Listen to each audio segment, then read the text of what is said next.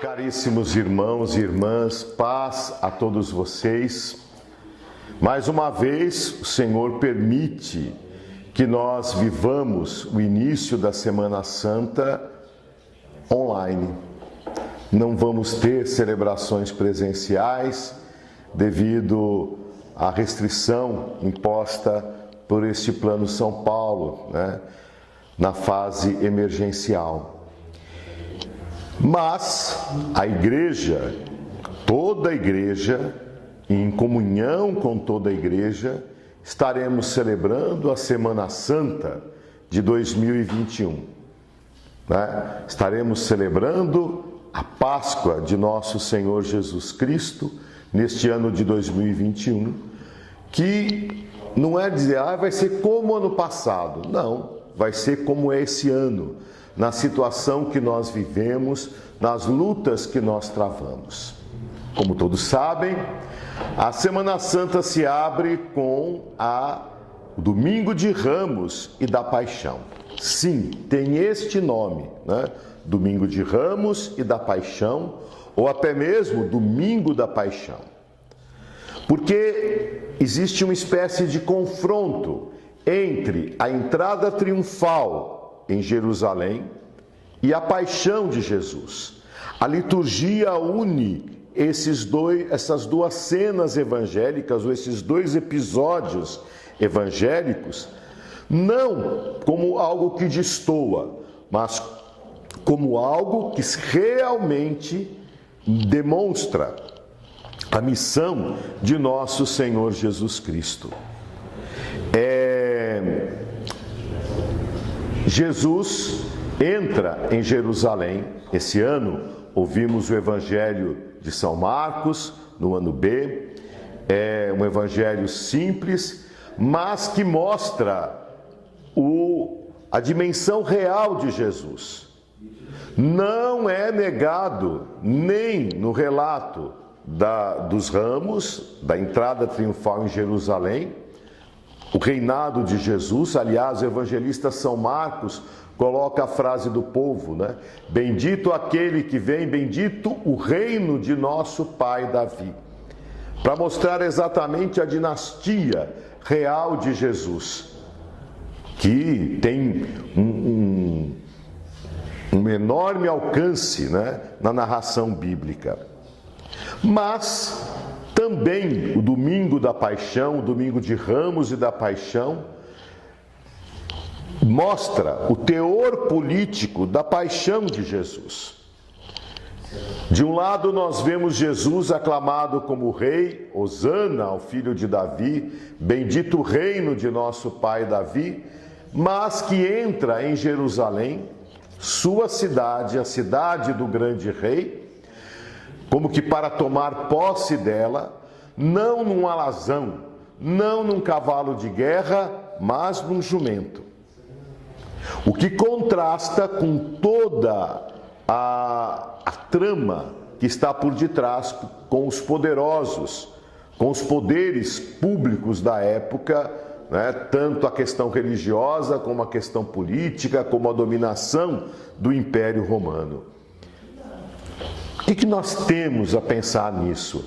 Será que o Evangelho é simplesmente um discurso político? Não. A política é a arte do bem. Não é a arte da situação e oposição. É do bem do povo. E Jesus se apresenta dentro desse contexto político-religioso como aquele que vem para o bem do povo, para salvar, não só colocar uma ordem política nova, não é essa a intenção de Jesus. Aliás, uma ordem política nova seria uma consequência dessa ação redentora de Jesus, que talvez nós não tenhamos entendido ainda e a humanidade ainda não compreendeu plenamente. Por isso, nesse domingo se proclama também o Evangelho da Paixão. Esse ano, a Paixão segundo o evangelista Marcos. O evangelista Marcos tem uma característica muito importante, no seu relato da Paixão, onde a maneira como ele narra mostra que ele deve ter colhido as informações de testemunhas oculares.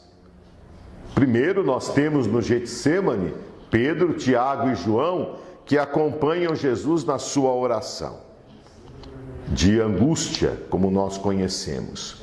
Depois, Simão de Cirene, alguém que é identificado, porque também é testemunha da paixão. O centurião romano, que confessa a divindade de Jesus quando o vê morrer na cruz. Aquelas mulheres que são citadas, né? Que estavam vendo de longe, perto, mas de longe, vendo o que estava acontecendo. José de Arimateia, né? Que toma o corpo de Jesus. E um oficial romano que vai a Pilatos dizer que ele tinha morrido, enquanto os outros tiveram que quebrar as pernas, né? Porque não tinha morrido, Jesus já havia morrido. Essas testemunhas oculares são importantes para dizer que a morte de Jesus não é um conto mítico, não é um fato extraordinário no sentido de fantasioso, mas é real. Este Jesus que no evangelista Marcos tem como forte característica o segredo messiânico, né? No tempo comum, nos comentários do Evangelho, eu tenho dito isso, que Jesus fazia questão que nem mesmo os demônios dissessem quem ele era, porque poderia criar uma grande confusão de uma expectativa simplesmente política partidária, podemos até dizer, política de poder. Jesus não queria entrar nesse rumo, então o evangelista Marcos conserva esse segredo durante todo o evangelho. Para que, só lá na cruz, diante do espetáculo, né? O evangelista São Lucas usa a palavra espetáculo, né? No sentido próprio da palavra, aquilo que aparece, aquilo que todos podem ver, aquilo que todos podem contemplar. E diante da morte de Jesus, quem confessa que ele é o Filho de Deus é o oficial romano, o centurião romano, que diz: verdadeiramente este homem é o Filho de Deus. Meus irmãos, nós somos chamados a ver na morte de Jesus, por mais escandalosa que ela seja, somos chamados a enxergar ali, como esse oficial romano, que Jesus é o Filho de Deus. Nós estamos entrando nesta Semana Santa com tantas mortes que tivemos neste mês de março. O pior de toda a pandemia, sem dúvida. E, no entanto, como temos que ver na morte de Jesus Cristo a filiação divina? Como temos que ver na morte de Jesus, nesta morte escandalosa, o desígnio maravilhoso de Deus, o desígnio do amor de Deus. Porque este amor com que Jesus se entrega é o amor mais forte do que a morte. Por isso, irmãos, entremos nessa Semana Santa, ainda que não vamos fazer a nossa procissão de ramos, ainda que não vamos estar presentes nas nossas assembleias, vamos acompanhar tudo online, pelas redes sociais, pela TV, façamos a nossa entrada espiritual com Jesus em Jerusalém. Entremos nesta Semana Santa com alegria, olhando na morte redentora de Cristo, a grande verdade, que o amor é sempre vencedor. Deus eterno e todo-poderoso, para dar aos homens um exemplo de humildade, quisestes que o nosso Salvador se fizesse homem e morresse na cruz.